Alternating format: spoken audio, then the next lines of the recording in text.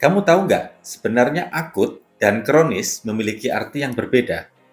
Lalu apa sih perbedaan antara nyeri akut dan nyeri kronis? Untuk lebih lengkapnya, tonton video ini sampai habis.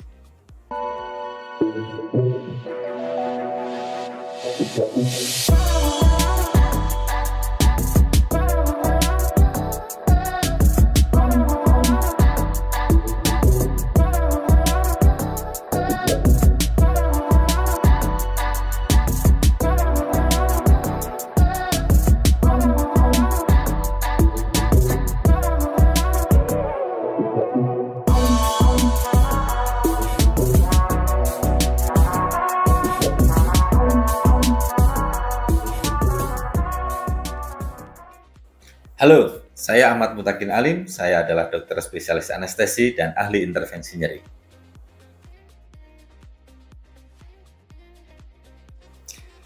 Untuk memperjelas istilah akut dan kronik, apalagi kita fokus pembahasan mengenai nyeri, saya akan beri contoh kapan itu disebut akut, kapan disebut sebagai kronik. Nyeri akut itu nyeri yang berlangsung singkat, kemudian agak berat atau bahkan berat sekali, dan durasi waktunya tidak sampai 3 bulan. Atau ada referensi yang menyebutkan sampai dengan 6 bulan. Jadi misalnya kamu habis jatuh, cedera, sakit, nyeri, itu nyeri akut. Misalnya kamu juga mengalami tindakan operasi. Setelah itu nyeri nih. Nah, itu nyeri akut. Jadi itu akut. Bagaimana dengan kronik? Kronik atau kronis itu nyeri yang berlangsung lama. Dalam referensi disebut lebih dari 3 bulan atau lebih dari 6 bulan.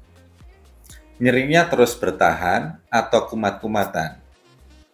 Jadi episodenya sudah berbeda dengan episode akut. Kronik itu jangka panjang, akut itu mendadak jangka pendek. Itu akut dan kronik. Nyeri terjadi awalnya ketika jaringan tubuh kita atau bagian tubuh kita mengalami kerusakan. Misalnya, jari kita teriris atau kaki kita menginjak benda tajam.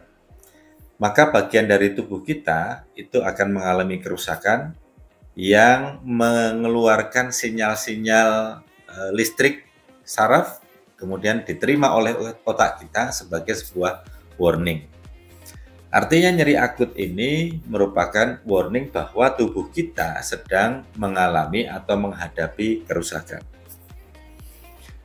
Ketika ini berlangsung, nyeri itu terus tidak diatasi dengan baik, terus berlangsung lebih dari 3 bulan, lebih dari 6 bulan, maka saraf di tubuh kita itu sudah memiliki atau membentuk sebuah habit bahwa kita tuh mengalami nyeri, sehingga terus-menerus otak kita mencerna bahwa ada kerusakan, meskipun sebenarnya sudah tidak ada kerusakan. Saraf sudah memiliki sinyal-sinyal yang dikirim ke otak secara terus-menerus sehingga kita merasakan nyeri yang berlangsung lama. Jadi, ketika nyeri akut tidak ditangani dengan baik, terus menjadi habituasi, kemudian timbul nyerinya terus berkepanjangan, ya jadilah nyeri kronis. Begitu ceritanya.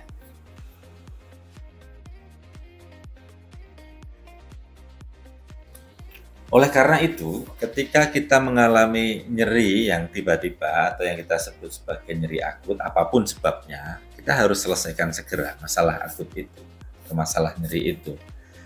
Karena bila itu terus berlangsung lama, maka akan berpotensi menjadi nyeri kronik.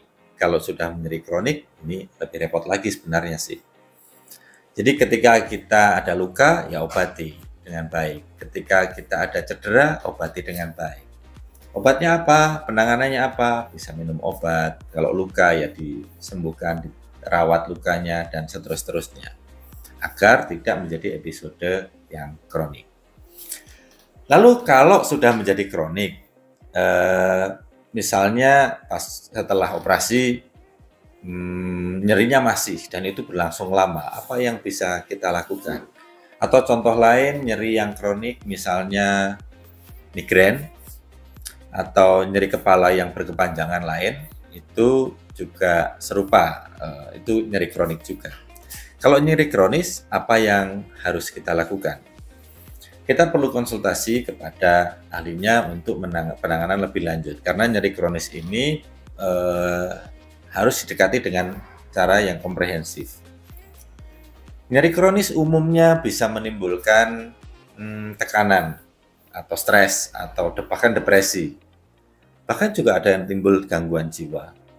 Karena nyeri berkepanjangan tadi sampai mengganggu aktivitas sehari-hari dan membuat stres berkepanjangan.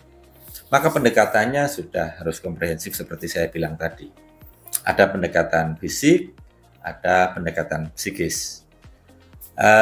Kalau saya misalnya dokter ahli intervensi nyeri, saya akan melakukan pendekatan ke saraf yang menjadi jalur nyeri kronis itu. Kita tangani di sarafnya itu, dilakukan teknik tertentu misalnya pulse radiofrekuensi, atau obat-obat ablasi dengan cairan tertentu sehingga saraf menjadi tanda kutip lebih lunak, sehingga nyeri itu tidak lagi dirasakan atau setidaknya berkurang dan tidak menimbulkan masalah lebih lanjut. Tindakan yang lain misalnya kita melatih fisik kita pada nyeri kronis otot, kita latihan fisik, olahraga, kemudian fisioterapi, itu juga sangat membantu. Nyeri kronis yang lain misalnya migrain. Migrain ada juga ya bisa sih obat-obatan terus-menerus, tapi target kita sebetulnya bagaimana orang tidak terlalu banyak dan terlalu lama meminum obat. Maka penanganannya bisa menjadi yang lain nih, manual terapi, massage, sampai dengan terapi intervensi nyeri.